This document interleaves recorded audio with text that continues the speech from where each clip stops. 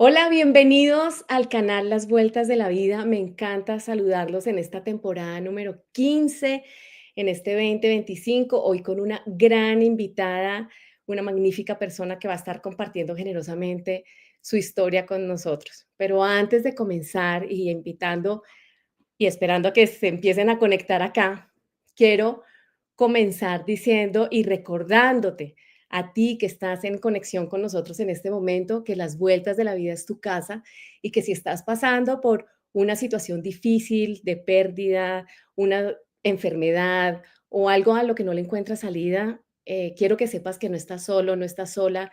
Y aquí en las vueltas de la vida, a través de nuestros invitados que generosamente comparten sus historias, te vamos a brindar herramientas para que puedas sobrellevar este momento y que sepas que acá tienes una comunidad en la que te puedes apoyar.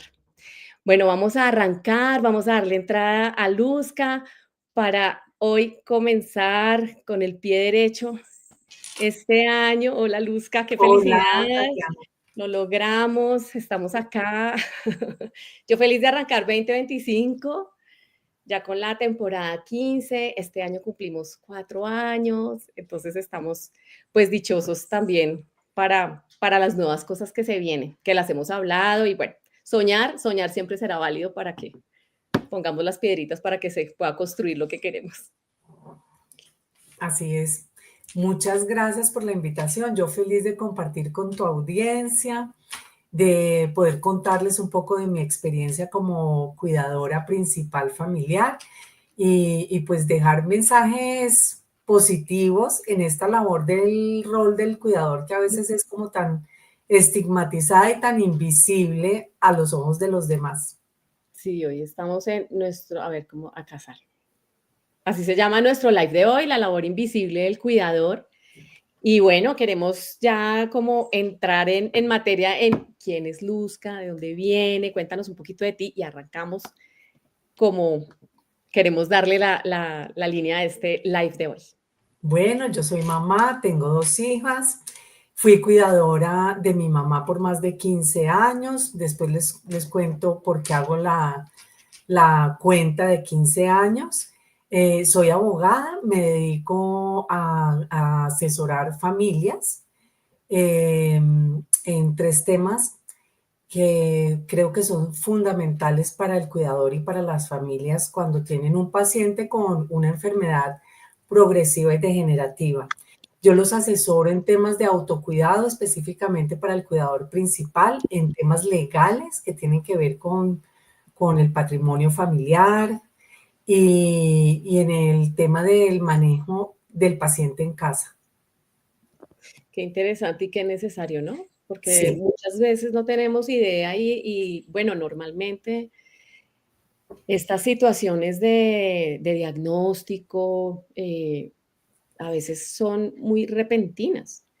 Eh, bueno, a mí me pasó también, cuando mi esposo le diagnosticaron, él tuvo un cáncer y también fue como un momento a otro. Entonces creo que no es, es muy frecuente que uno esas noticias las reciba, pues como que uno nunca está preparado para recibir una noticia de esas y la mayoría de veces como que está o muy avanzado o pasa algo porque uno no se da cuenta, o sea, como que solo hasta que llega ese cambio drástico, hay exámenes diferentes y hay esto y uno no sabe, en ese momento como que puede haber un choque ahí, ¿no? Sí, sí, no, recibir el diagnóstico es uno de los principales duelos que uno sufre como cuidador, porque además se enfrenta a algo desconocido, uno duda del diagnóstico. Fíjate que aquí es importante el tema de la aceptación.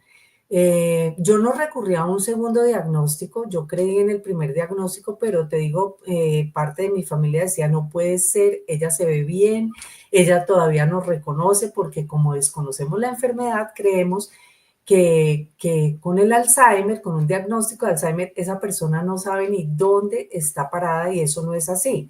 Por eso es tan importante conocer el progreso de la enfermedad y cómo funciona, conocer en sí la enfermedad, y hablo de todas las enfermedades, como hablas tú, por ejemplo, del cáncer, cómo es la evolución del cáncer.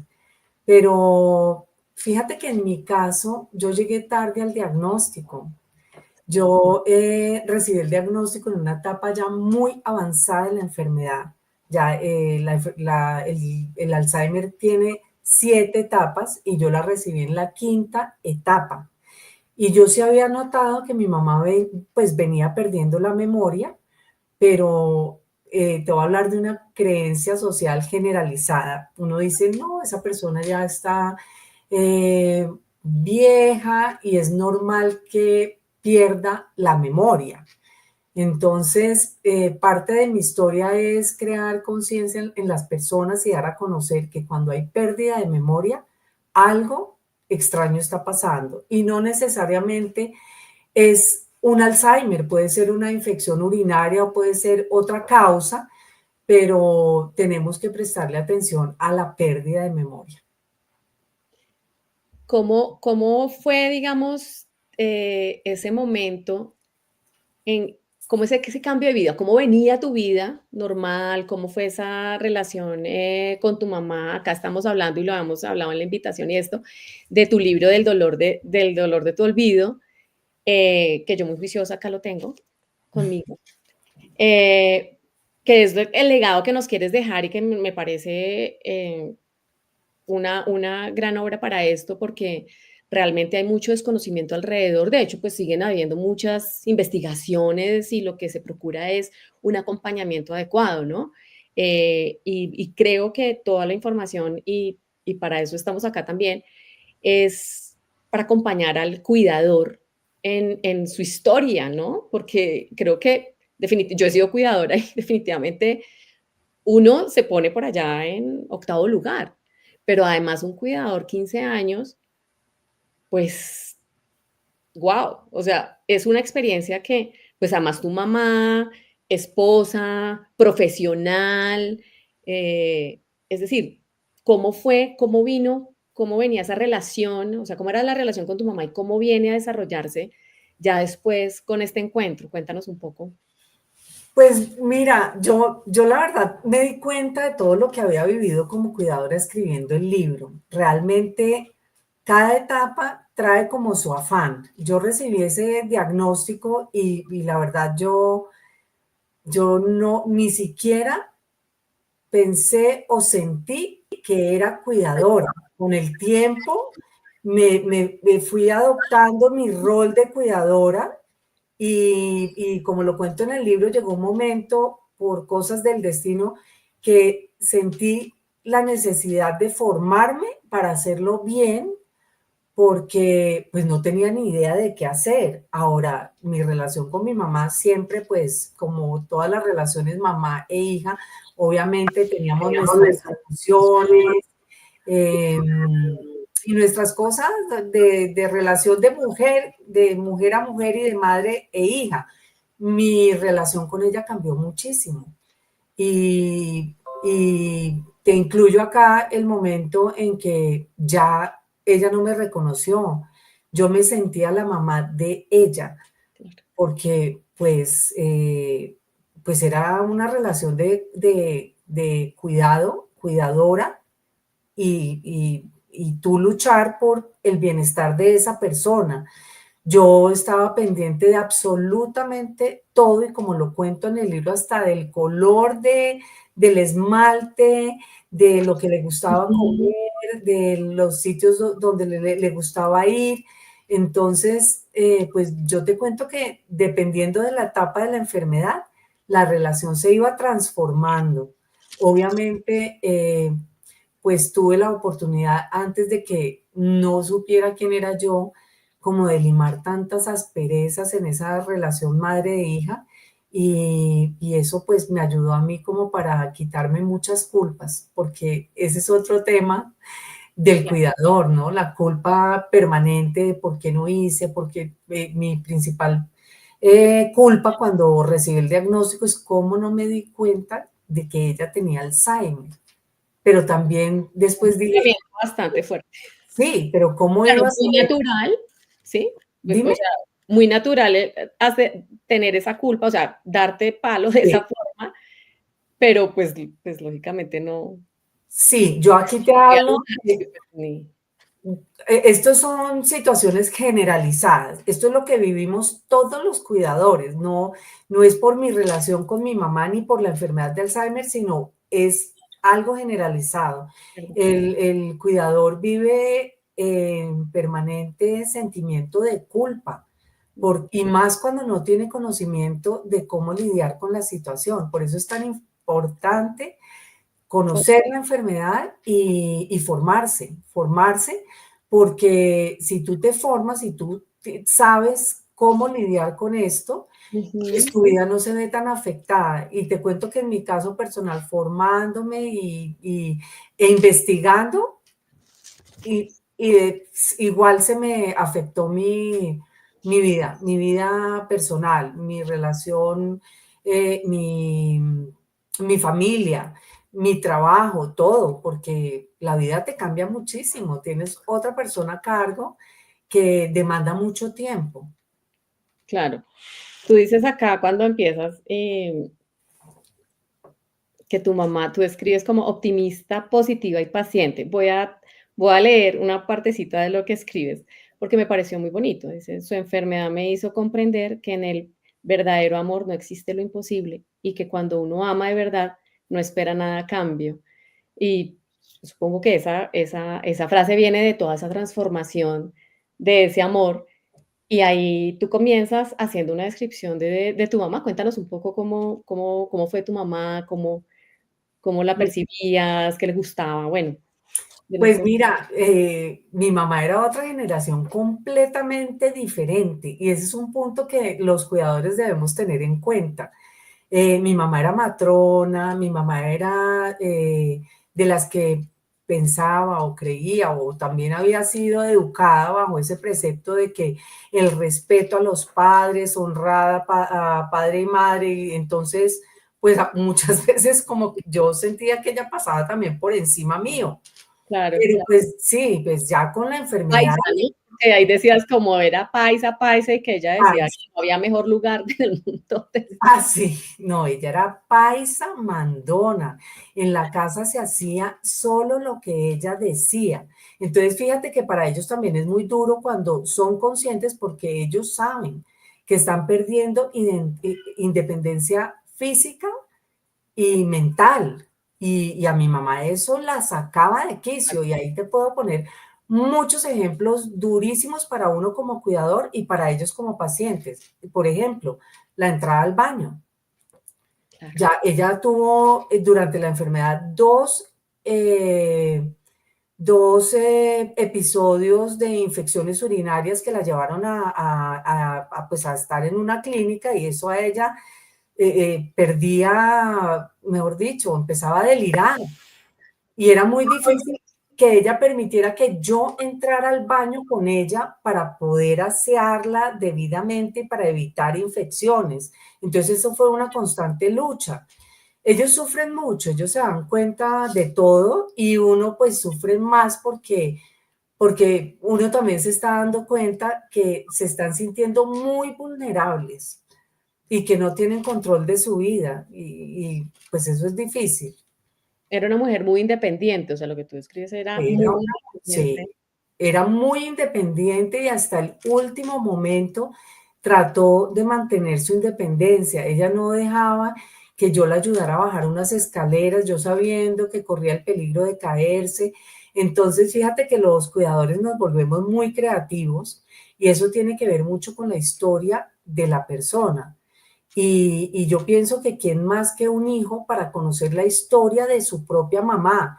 Uno sabe qué le molesta y qué no le molesta, qué palabras utilizar, qué ademanes, qué cara, y termina uno hasta desarrollando un lenguaje diferente al que tenía antes de la enfermedad para no molestarlos, para no incomodarlos, porque cualquier mínima molestia en ellos puede generar depresión, puede generar delirios, o sea, muchas situaciones emocionales que empeoran. Entonces, sí, le toca a uno como con pinzas manejar la comunicación con ellos. Tú fuiste la cuidadora, pero tú tienes más hermanos. Ellos no estaban presentes Y habíamos hablado un poco, nos habías dicho ahora que tu relación había mejorado mucho, que pudiste limar algunas asperezas. ¿Cómo fue tu relación antes del diagnóstico de todo esto? ¿Cómo era tu relación con tu mamá? ¿O pequeña o joven? ¿Cómo fue esa? No, por su misma personalidad era terrible. Nosotros chocábamos mucho, pero yo te digo que entre mis 5 hermanos teníamos la mejor relación, porque andábamos como tola y maruja, así de sencillo, pero peleábamos también mucho, peleábamos muchísimo. Ujú. Volviendo al tema, yo terminé cuidando a mi mamá porque mis hermanos no estaban acá en Colombia, entonces sí o sí a mí me tocó, y ese es un tema también muy importante, porque, y es una situación, como hablamos de esas que se generalizan, por lo general el que cuida le tocó cuidar, Sí, ¿sí? Aquí lo importante es que a uno le toque, pero que uno realmente lo haga con amor, porque si no hay amor y si no hay respeto por esa condición, ya pasas a maltratar a la persona. Y yo te digo que yo caí en el maltrato. Yo antes de saber de su enfermedad, yo le decía, pero ¿cómo es que tú no te acuerdas que te he dicho 1000 veces que te iba a recoger a las 8 de la mañana? ¿Cómo no te vas a acordar? sí, Y te lo pues acabé de decir, ¿cómo no te sí, acuerdas? y sí, y eso es maltrato, porque ellos saben que no se, o sea, inmediatamente caen en cuenta que algo está pasando con ellos. Inclusive mi mamá me decía, es que no sé qué me está pasando. Yo siento que se me están olvidando las cosas. Y yo le decía, bueno, yo te presto mi memoria. Tranquila, que yo sé a dónde tienes que ir, yo sé tus citas, yo sé todo. No te preocupes por eso. Pero es una situación muy difícil, ¿no? Tú estás permanentemente aprendiendo, buscando métodos para llevar esta situación. Tú estás, tu cabeza está trabajando permanentemente porque además sientes que tienes que estar al lado de esa persona porque no hay nadie como uno para cuidar a esa persona. Esa es la creencia. Claro, claro, se desarrolla esa creencia como lo dices porque también, como bien mencionas, pues te conviertes como en la mamá. Y pues Sí, la sí. creencia es mamá no hay sino una. Entonces, si Sí, te aunque conviertes yo te digo que en mamá, hay pues alguien mucho. más la puede cuidar igual. Sí, hay muchos expertos que han escrito sobre el tema que uno no debería decir que uno se convierte en la mamá porque ellos no dejan, ella no deja de ser la mamá y yo no dejo de ser Claro, la hija, correcto. ¿sí? Pero sí, es Es eso, lo es que que sientes, o sea, es lo que sentías. Pues mi tú te actividad sientes era como si fuera la mamá, porque yo me hacía cargo de todo lo de ella. de todo, de absolutamente todo, Ella hasta vivía ella vivía sola. ella vivía sola en su apartamento, pero llegó un momento en que necesitaba cuidado 24/7. Ese es otro asunto que uno asume como cuidador cuando pues, esa persona ya no puede estar sola. Mi mamá, por ejemplo, precisamente por su personalidad, ella rechazaba cualquier uniforme de enfermera. Entonces a mí me tocó decirle a las enfermeras, ustedes se visten normalitas, no me lleven bata blanca ni nada, porque si llevan bata blanca, no las va a recibir. Y así me tocó manejar la situación con mi mamá. Ya pues llega un momento en que ya ellos ya no saben nada y aceptan todo lo que uno está como implementando. Pero en Claro. un principio la lucha fue terrible, terrible para que permitiera un cuidado 24/7 cuando ella vivía completamente sola. Pero pues una persona con Alzheimer viviendo sola es un peligro. Ellos prenden la estufa para calentar un café o cualquier cosa y se les olvida que la dejaron prendida. Y pues casos hay muchos, Sí. pero sí, eso es una lucha constante. Y más que tu mamá manejaba, además. Mi mamá manejó hasta la quinta etapa del Alzheimer. Quitarle el carro fue terrible, terrible. Es más, ella, yo cuento en el libro, ella tenía como un ritual diario, como cualquiera de nosotros, ¿no? Me baño, me maquillo, mi Ujú. cartera, las llaves del carro, las llaves de la casa, y eso era constante todos los días. El carro, conectaba con el carro, yo voy a salir. ¿A mí qué me tocó hacer? Desconectar la batería del carro. Entonces bajaba, veía el carro, se sentaba, lo prendía y no funcionaba y siempre decía, ay, tengo que llamar a Leonardo, a mi esposo, ay, tengo que llamar a Leonardo para que me arregle el carro. Esa fue la única manera de quitarle el carro hasta que se olvidó que tenía carro. Claro, qué angustia, Sí, porque sí. salía y la enfermera queda así, no, pues pobre. Pues yo tuve, fíjate que yo con la enfermera, en una etapa de la enfermedad, yo no necesité salir con la enfermera, porque Ujú, realmente uno lo que tiene que procurar es que ellos mantengan su independencia hasta donde puedan. pues, Entonces yo no salía con la enfermera y la enfermera se quedaba en el apartamento de ella, pero sí llegó un momento en que ya no pude salir sola con ella y me tocó salir siempre con la enfermera. Eso es claro, un proceso, por eso te digo que cada etapa de la enfermedad es una necesidad diferente, pero que si uno lo conoce con anticipación, es menos doloroso. De saber, por ejemplo, yo no sabía que ellos sufrían de delirios y alucinaciones. El día que me tocó enfrentar un delirio, yo duré un mes largo, muy deprimida. Yo dije, ¿qué está pasando? Me llamó la enfermera a las 3 de la mañana y me dice, la señora Noelia se quiere botar por la ventana del segundo piso porque dice que hay un señor en el cuarto del lado que la quiere matar. Yo, ¿cómo así? Y yo me acuerdo que esa noche yo salí corriendo para el apartamento de mi mamá. Inclusive mi esposo me dijo, pero si tienes enfermeras, ¿cómo es que no pueden calmarla? No, no la pueden calmar. No la pueden calmar. ¿Qué mejor que uno para calmarla? Con lo que sea. Por ejemplo, a ella le gustaban los chocolates. Ven, relájate, te provoca un chocolatico. Te estoy contando sí, sí, algo de su historia personal. sí, Pero precisamente por eso el cuidador se vuelve tan indispensable. Yo no sabía que eso se me podía presentar, pero si yo lo hubiera sabido, seguramente, como después, cuando entré a la enfermedad, a la Fundación Alzheimer Colombia, conocí la enfermedad, supe que además de esas delirios y alucinaciones, muchas otras cosas se podían presentar en el futuro y ya estuve preparada para afrontarlas. Es más, me enteré de cómo retardar ese deterioro y cómo evitar, por ejemplo, la pérdida de movilidad y evitar así la dependencia física. Entonces yo la sacaba a caminar, le hacía ejercicio, le compré una bicicleta, unos pedales para hacerle diario ejercicio físico y yo así evité su deterioro físico. Ella hasta el último momento antes de caer en postración, ella caminó y fue independiente para entrar al baño. Y qué esas bueno. son cosas pues que por eso es tan importante conocer la enfermedad. Claro, no, pues indispensable y eso que nos cuentas y nos dices es, yo creo que es lo que todos debemos hacer con todo, ¿no? No, no necesariamente con algo grave o con algo, sino con todo en nuestro, con todo lo que tiene que ver con nuestra salud física y mental, ¿no?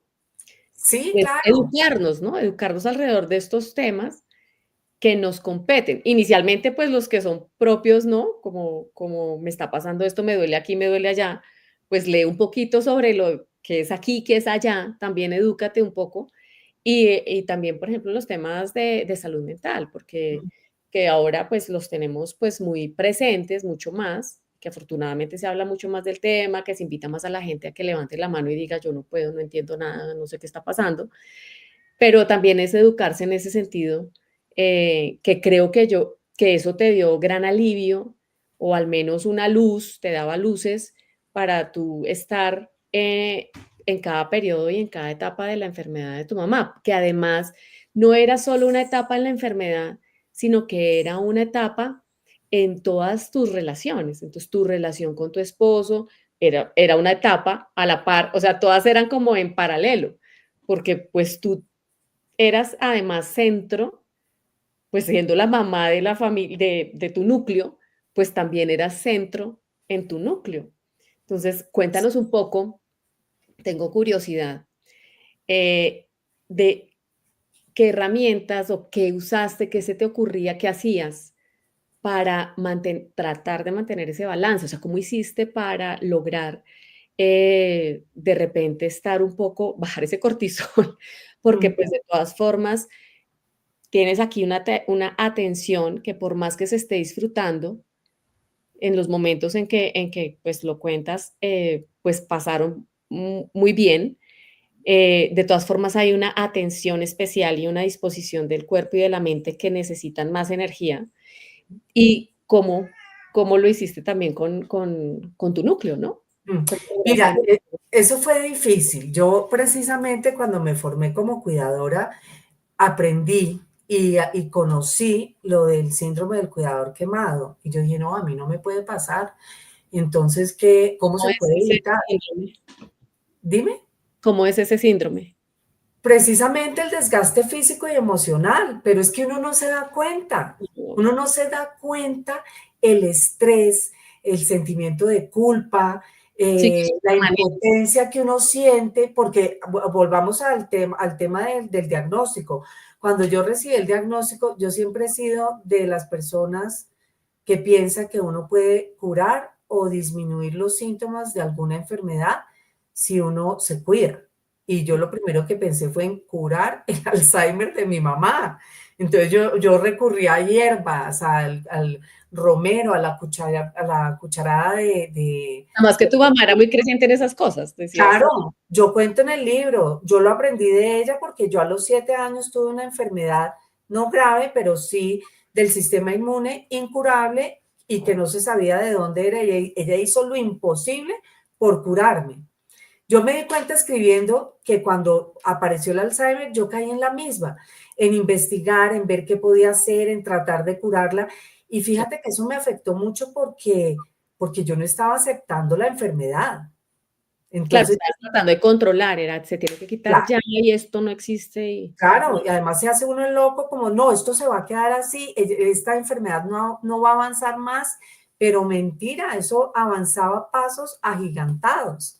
Entonces, bueno, en ese proceso de formación que te estaba contando, yo supe que era el síndrome del cuidador quemado, yo lo supe, yo supe qué debía hacer, yo supe que debía respetar mis espacios de mi familia, que debía hacer ejercicio, que debía alimentarme, que debía descansar. Yo lo tenía muy claro, pero lo hice, lo intenté, pero no había espacio. Yo inclusive, sí, la eh, teoría era chévere, pero no sabías claro, cómo la ubico en mi agenda. la teoría era perfecta y esto en una palabra es el autocuidado, que como lo dijiste, independientemente de que uno sea cuidador o no cuidador, uno debe tener mucha conciencia del autocuidado, precisamente porque estamos en edades donde empiezan a aparecer las enfermedades y uno dice, pero ¿por qué? Pues precisamente porque vamos acumulando de los malos hábitos de vida y estallan las enfermedades en algún momento. Entonces, yo pensé que todo lo tenía bajo control. De hecho, mi mamá murió y yo dije, bueno, esto se acabó. Y no, a los 8 meses más o menos de su muerte, estaba con el síndrome del cuidador quemado.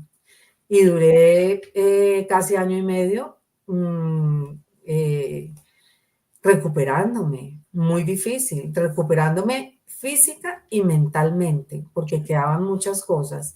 Independientemente del cuidado, porque yo creo que el cuidado en cierta manera me afectó porque yo abandoné actividades propias, mi contacto social, vivía acelerada, vivía estresada, pero también alrededor estaba lidiando con muchos problemas familiares, porque obviamente los hermanos quieren intervenir, ellos están lejos, ellos no saben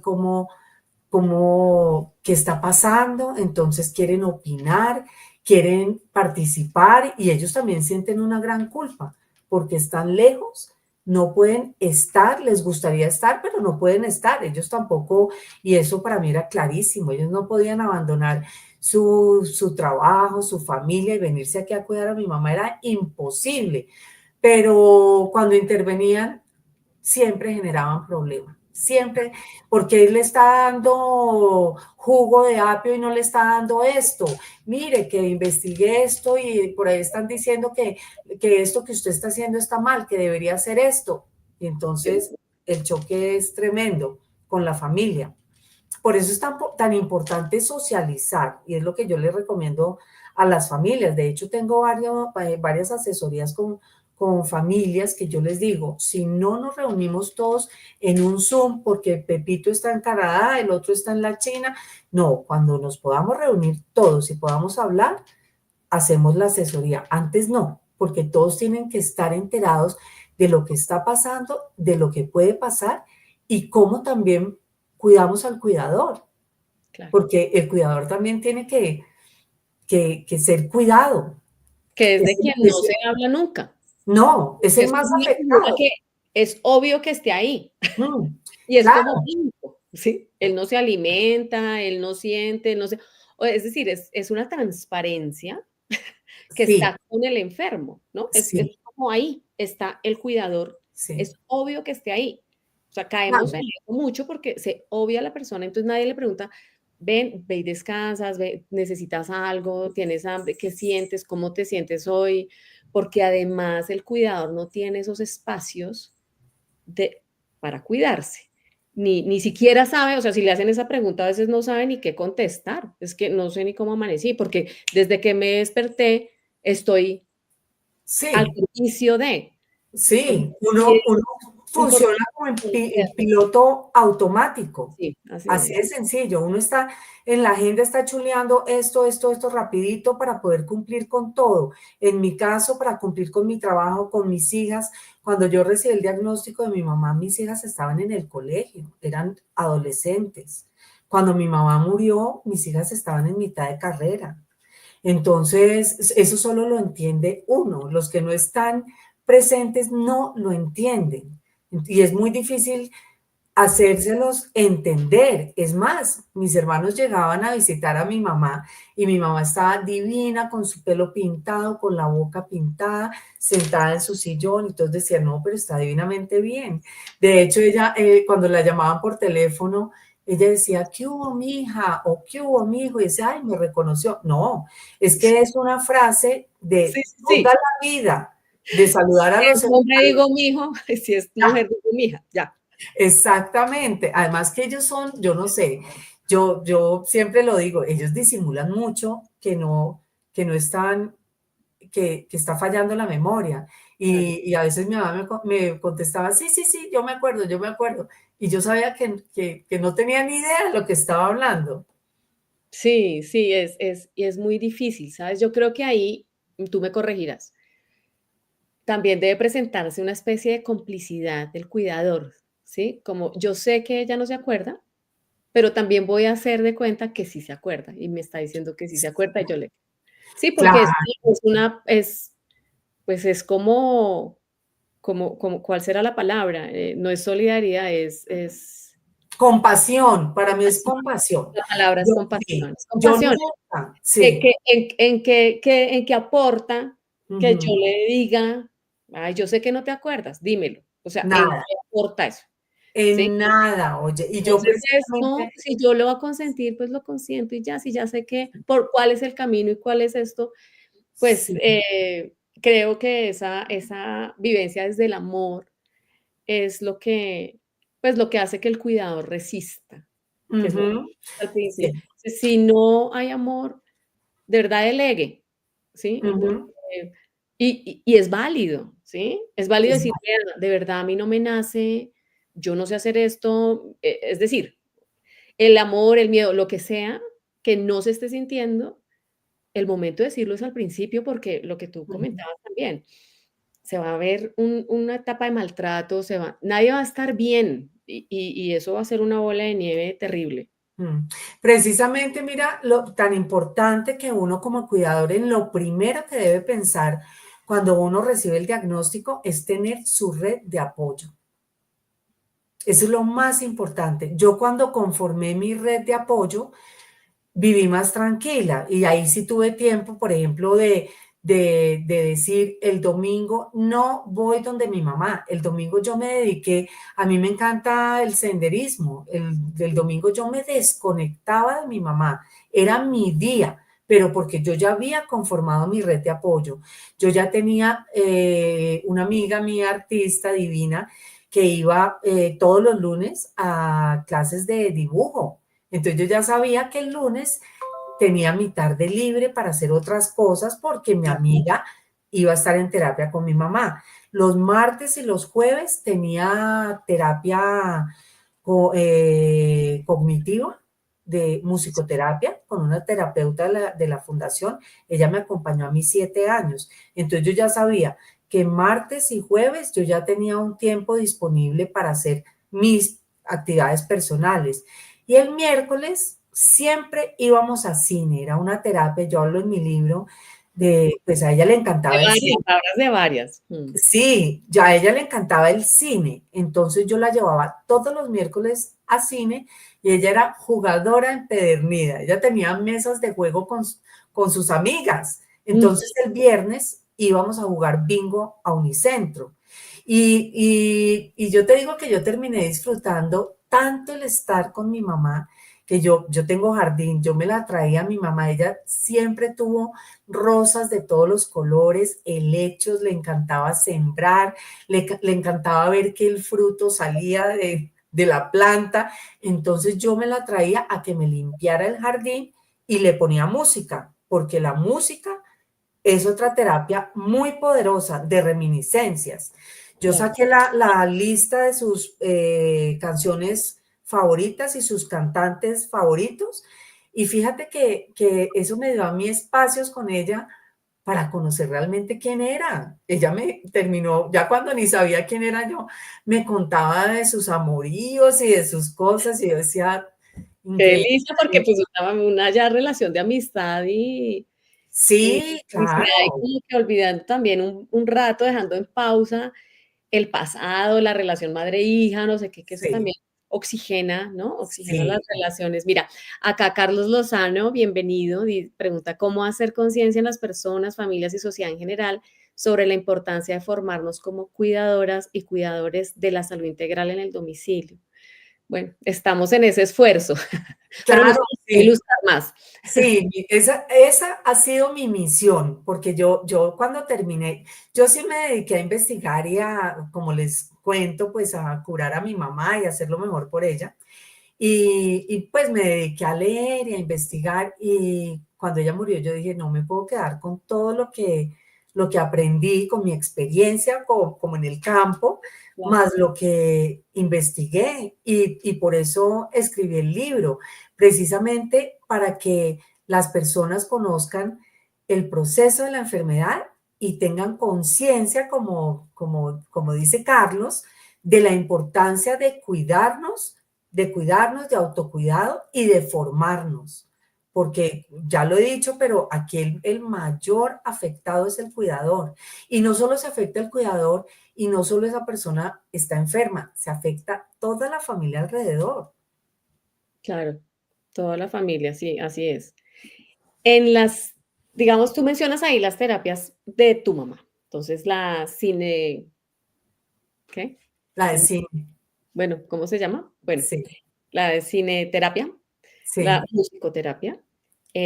Mencionas también la importancia del baile. A mí es de verdad que es fantástico. O sea, la conexión del baile, que es la música y es moverse y etcétera. Mira, el baile es importantísimo y les cuento por qué y cómo lo descubrí. Mi mamá, bajando las escaleras, se cayó y se fracturó una muñeca. Y yo sentí una culpa terrible porque había mandado a una de mis hijas, yo no la podía recoger, pero necesitaba que me la trajeran a la oficina, entonces le pedí el favor a mi hija, por favor, tráeme. Y obviamente mi mamá, como que yo soy independiente, yo puedo caminar sola, pues se cayó, tuvo fractura de muñeca y yo con esa, pues yo como no fui a recogerla personalmente para haber evitado ese accidente terrible. Al otro día, porque es que yo Pobrecita. soy intensa, aunque le he bajado un poquito, yo soy intensa, yo me fui a la portería y le dije al portero, por favor, déjeme ver los videos de la caída. Cuando yo vi los videos de la caída, noté que la pierna derecha como que no la sabía manejar. Ya, Ella estaba perdiendo masa muscular y se le estaba olvidando caminar. claro. Yo llamé al geriatra que me acompañó, el doctor Robinson Cuadros Eso. Cuadros, que es de la Fundación Alzheimer Colombia, y le conté lo que me había pasado. Él fue a examinar a mi mamá y me dijo, claro, mira, en la pierna derecha ha perdido masa muscular, tiene menos masa muscular en la derecha que en la izquierda. ¿Qué tienes que hacer? Bailar para equilibrar, para ayudar con la coordinación, para ayudarla con el equilibrio y para trabajar por la masa muscular. Por eso llegué al baile y bailábamos. ¿El baile da masa muscular? Sí, O pues sea, te da equilibrio, masa muscular te da los ejercicios de fuerza, ¿sí? sí, Pero el baile te ayuda en la coordinación y el claro, equilibrio, que es lo que empiezan ellos a perder. Por eso sí. hay que mantenerlos en constante actividad. Y yo sí pasaba todos los días por mi mamá y le daba la vuelta a la manzana, la llevaba al parque, la movía. O sea, es importantísimo mantener la actividad física. Y fíjate, la terapia del jardín, pararla, a que ella riegue con la manguera las matas, a que ella corte, hay movimiento, hay actividad física, ella camina, se agacha, sube y los mantiene uno en actividad. Claro, Es que hay claro. muchas cosas que podemos hacer en casa que obviamente necesitamos de los terapeutas especializados, pero uno como cuidador hay muchas cosas que podemos hacer. Nosotros jugábamos muchísimo. Ella, por ejemplo, tejía, se le olvidó tejer, pero entonces yo tomé un curso de crochet de 2 agujas y le enseñé a la enfermera y en los momentos en que yo no podía estar con ella, que estaba en el apartamento, ella la ponía a tejer y yo sentía menos culpa de no estar allá estimulándola, porque ellos necesitan estimulación diaria. Claro, claro. Dentro de lo que habíamos hablado, y tú lo mencionas también, y lo dices acá como yo traté de curar a mi mamá, o sea, yo estaba empeñada en esto. También hay un descubrimiento que me parece importante, digamos que lo acentuemos acá, y es que tú decías, no se puede curar, pero se puede retrasar las etapas, algunas etapas, y se puede prevenir. Mm, Sí, o sea, prevenir desde esto, o sea, ¿por qué tomo esto?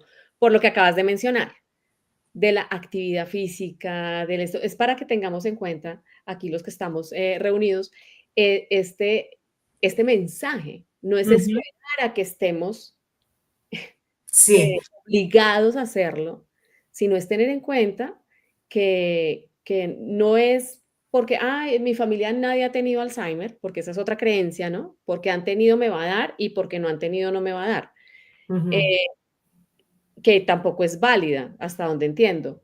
Pero la actividad física juega un papel muy importante y el autocuidado, que es lo que tú mencionas. O sea, sí se puede retrasar en ciertas etapas. Sí. Mira, es una combinación de todo y te cuento lo que yo alcancé a investigar. La enfermedad de Alzheimer se empieza a desarrollar 20 años antes de los síntomas. Por eso te digo que yo cuido a mi mamá más de 15 años sin darme cuenta. Claro. Pero entonces, ¿qué pasa? Que cómo podemos retardar o prevenir precisamente con el tema de autocuidado, que es una combinación de todo, no solo el ejercicio, es la alimentación, volvemos a lo mismo, alimentación, actividad física, buenas relaciones familiares, porque cuando uno tiene conflictos familiares, eso es lo que más lo afecta a uno, relaciones sociales y algo importantísimo, tener un propósito en la vida. Total. Sí, algo que te conecte Sí. con tu esencia, que te guste, que lo quieras hacer y lo quieras desarrollar y le pongas vida, pues a esos sueños que le puedes dar vida porque te dan sentido. Sí, Aquí Patti Patricia Sarmiento, hola Patti, nos dice, yo me he dado cuenta que a mi papá le da miedo dar un paso al bajar escaleras o en las escaleras eléctricas. sí, hay que ayudarle, hay que ayudarle. Mi mamá también llegó un momento en que ya las escaleras no las quería bajar, pero entonces yo no le decía, ven, te ayudo, ya después se dejaba ayudar. Yo solo estiraba el brazo, por eso te digo que tiene que ver con su historia de vida. No me permitía, pero entonces yo le hacía así y ella me metía automáticamente la mano. Claro, no había que decirle. No hay que decirle, no hay que decirle, ven, te Eso, ayudo, sí, ven, te ayudo que tú no puedes sola. No, precisamente volvemos a la importancia de una comunicación asertiva con ellos y solo uno sabe cómo comunicarse, porque de hecho, mira que el doctor Robinson Cuadros me dijo en una de las consultas, me dijo, vocaliza, mírala a los ojos, cógele la mano, sé cariñosa con ella, gánate la confianza. Nunca le vayas a decir mentiras, porque cuando te cojan una mentira, jamás va a volver a confiar en ti. Y yo me curé, o sea, yo me curé en salud. Yo cumplía con todo lo que él me decía y me funcionó. Entonces son cosas que uno debe tener presentes, que sí funciona y es más llevadero y uno sufre menos. y fíjate que tan importante, sobre todo esa última parte, que uno creería que es muy obvia, no, pues ella no se va a dar cuenta si yo le digo mentiras, se le va a olvidar lo que le No, digo. hay mentiras piadosas, como se dañó el carro. O sea, Ah, hay mentiras piadosas, pero mira, fíjate, a mí sí, sí, pero digamos que sí, en un delirio que es también muy, no, es no a todo el mundo le da, pero a mi mamá le dio y sé que da mucho, el de hambre. Me están matando de hambre, no me han dado de comer. ¿Por qué? Porque uno les sirve el almuerzo, ellos comen, recogen uno los platos y empieza. Es que a mí no me han dado nada de comer, es que me están matando de hambre. Mi mamá se cogía el brazo y me decía, mire cómo me tienen, estoy en los huesos. Entonces, durante 8 meses a mí me tocó ir todos los días a almorzar con mi mamá. Y entonces decía, es que mire aquella, ni siquiera tiene la estufa encendida, ella no está cocinando. Y yo, no, yo te voy a ayudar, yo le voy a decir, o sea, yo me ponía de compinche de mi mamá para ganarme la confianza y decir, no, yo voy a venir todos los días acá a comer contigo para que no te para que no te hagan daño, eso no puede ser, ¿cómo así? Y ella comía. Mm. qué lindo Sí. eso, Y mira, fíjate qué que bonito. el doctor Cuadros me dio una técnica, porque uno no se las sabe todas. Me dijo, en el sillón de ella, donde ella se sienta a leer y a ver televisión, ponle varias bandejitas de fruta y de cositas para quitarle de la cabeza que no tiene nada de comer. Entonces, con la enfermera cuadramos desayuno y cositas en la mesa. Después de ponerle todas esas frutos secos y cositas en la mesa, el almuerzo dividido en tres. Se le sirve un poquito en el primer plato, cuando ya diga no me han servido, se le sirve el otro poquito, y cuando diga no me han servido, pues se le sirve la tercera parte. Santo remedio. Pero mira que uno necesita asesorarse para llegar No, pues a eso. imagínate tú en ese cansancio mental que vas a tener esa lucidez, no, no porque tú Sí, vas como a lo grueso, esos detalles, creo que ahí es cuando uno dice, por favor, alguien que sepa de esto, porque claro, hay que ir buscar. ayuda, o sea, hay que buscar ayuda porque si Sí, no, pues viene lo que hablabas de me quemo, o sea, no, sí, no voy a, me voy a fundir. Aquí sí, Mónica nos dice, qué bonito ese amor durante todo el proceso, definitivamente le queda a uno el deber cumplido en el alma y el corazón. total. Yo te digo que cuando uno lo hace con amor y uno lo da todo, hasta mis hijas son cuidadoras. Ahora, yo no quiero que me cuiden. Si yo me veo en una situación como la que ve a mi mamá, yo no quiero condenar a mis hijas a estar cuidándome. Y para eso hay técnicas y hay cosas y hay decisiones de vida que uno puede tomar. Está el documento de voluntad anticipada, precisamente. Eso es parte de mi asesoría legal. Tú puedes tomar tus decisiones. Yes. Conozco personas con Alzheimer que en sus 5 dicen, el día que yo no sepa ni quién soy yo y que no reconozca a mis hijos, yo solicito la eutanasia. Ahora, ese tema tiene muchas aristas, la religión, las creencias y todo eso es respetable, pero hay opciones de opciones. Sí, así es. Luzca, y bueno, porque acá se nos está avanzando el tiempo, pero yo quiero que nos cuentes esta parte que me parece súper importante, que es ya cuando tu mamá ya trasciende, ya tú sales de ese escenario, estás perdida, ¿cómo recuperas tu vida? O sea, ¿cómo te vuelves a reconocer en unicidad? O sea, ¿cómo esa individualidad, cómo vuelve a ser esa mirada en el espejo? Mira, eso es terrible o sea, yo estuve muy mal y hoy que estoy escribiendo precisamente esta etapa del cuidador, el después, cuando se va esa persona. Y sí, mucha teoría, uno sabe mucha teoría, pero la práctica cero, ¿no? Como te conté, yo terminé con el síndrome del cuidador quemado, Sí. pero aparte de eso, se muere esa persona y el cuidador queda devastado, queda completamente perdido, sin un horizonte, con pérdida de identidad, como qué pasó acá, qué hice, y aparte miras hacia atrás todos esos años y dices, ¿qué pasó con mi vida? Porque realmente la vida, hay una partecita de la vida de uno que entra en pausa. Claro. Tú abandonas proyectos, abandonas viajes, abandonas muchas cosas. Entonces, reconstruirse empieza un proceso de reconstrucción. Y esto que te cuento se puede evitar precisamente si uno conoce la enfermedad, si uno se cuida y si uno mantiene el equilibrio entre el cuidado y la vida personal, la vida profesional y la vida familiar.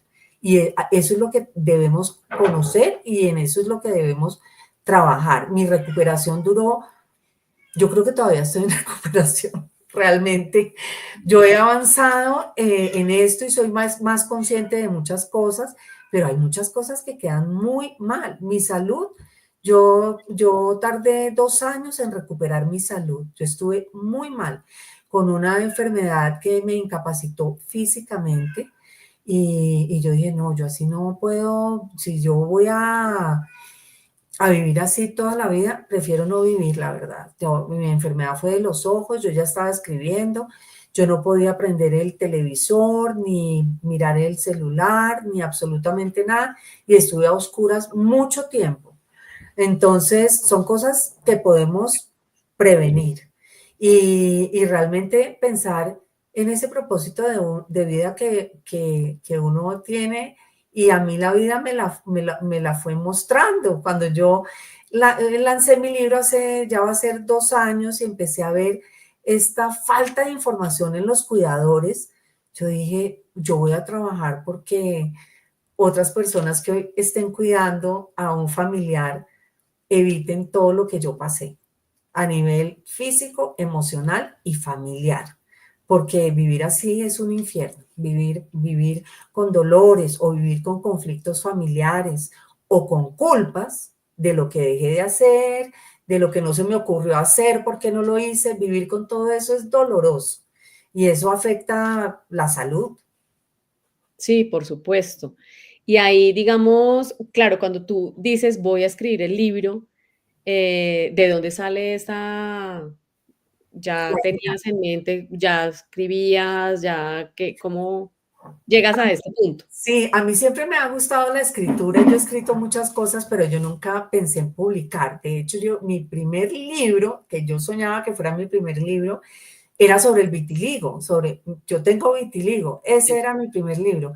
Pero imagínate que con la directora de la Fundación Alzheimer, con Claudia Barón, antes, cuando entré a la fundación y me metí tanto en el tema, yo empecé a hacer registro de video y de fotografía de todo, de las terapias, de los momentos lindos, de todo eso. Entonces Claudia me dijo, hagamos un cortometraje. Yo le dije, listo, hagamos el cortometraje.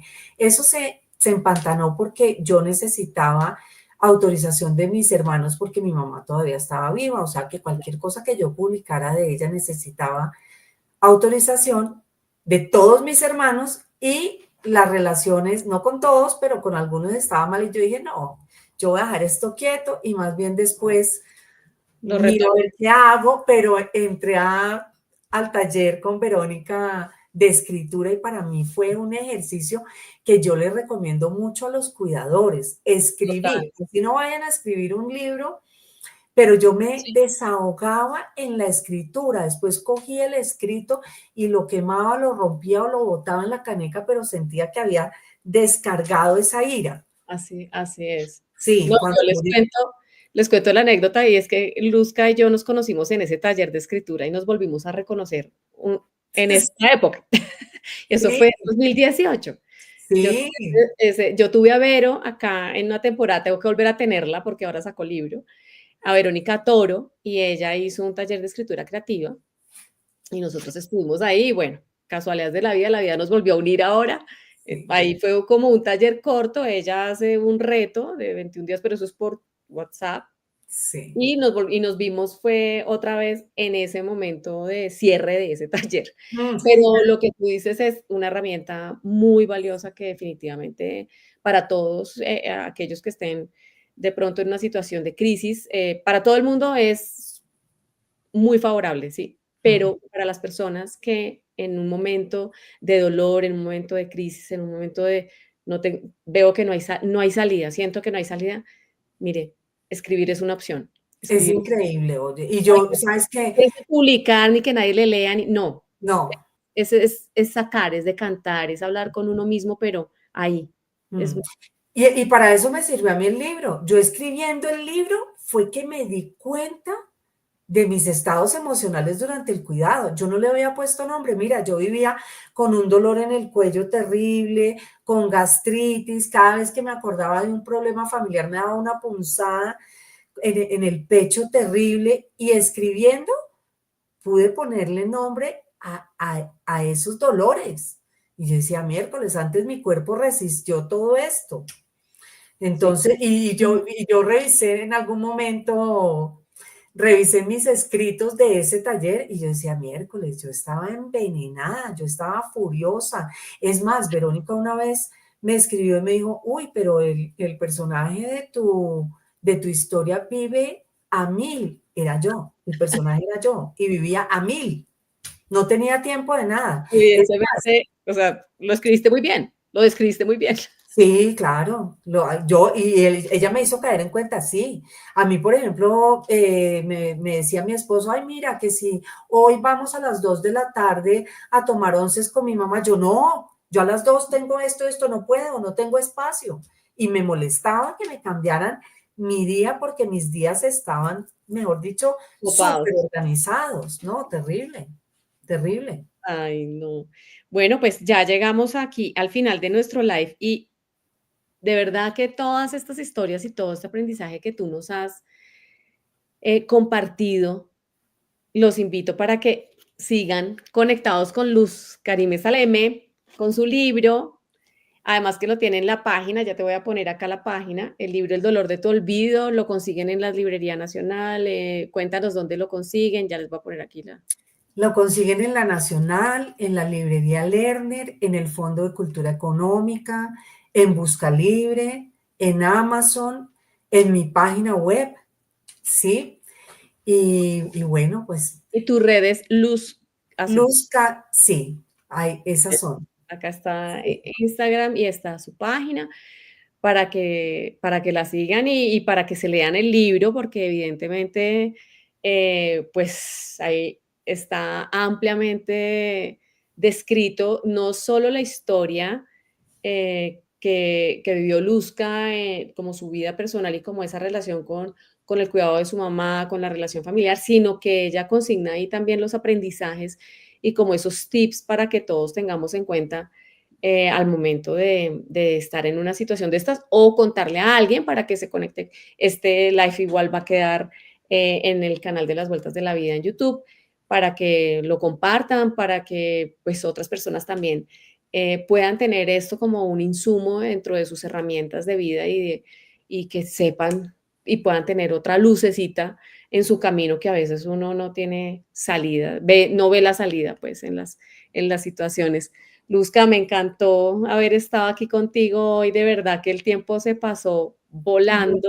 Sí, no, muchas gracias a ti por la invitación y por crear este espacio para amplificar esta información que es tan importante y pues quiero completar algo. Mi libro es un manual para los cuidadores, para Sí, hacerles la vida más amena y el cuidado eh, eh, para que tengan más conciencia de la importancia de cuidar con amor y también de los valiosos aprendizajes a través del cuidado qué porque hay lindo. cosas positivas de cuidar.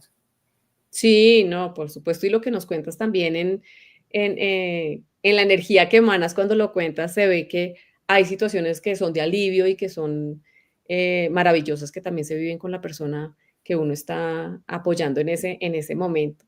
Entonces, muchas gracias a todos los que se conectaron. Aquí está, bueno, Fanny nos dice que gracias por compartir, hermoso, mil gracias, muchos aprendizajes, muy interesante la experiencia. Muchas gracias a todos los que se conectaron esta noche, el primer episodio de la temporada 15. Recuerden, cada semana vamos a tener una nueva historia y este año pues tenemos y tengo la idea de ampliar un poco más el canal para tener otras experiencias en entrevistas o personas que nos den conocimiento o si es historias de vida, vamos a ampliarlo. Ya le había comentado a Luzca acá como mi idea en borrador y espero que nos acompañen en esta y que me acompañen en este nuevo rumbo, que creo que es muy valioso abrir estos espacios para que nos encontremos personas que estamos como trabajando en esta línea de salud mental, de longevidad, de tema intergeneracional. Y bueno, acá esta es la casa de todos, Luzca, esta es tu casa, por supuesto. Acá siempre bienvenida. Y para todos los que nos acompañaron también, recuerden también seguirnos en nuestras redes, que se suscriban al canal, que compartan y que tengamos ese crecimiento orgánico que es el más bonito que podemos tener. Y los espero el otro miércoles y vamos a que estén pendientes a nuestras redes y nuestras invitaciones. Muchas gracias. Gracias a todos, mil gracias, gracias Luzca. No, gracias a ti. Gracias para todos y feliz noche.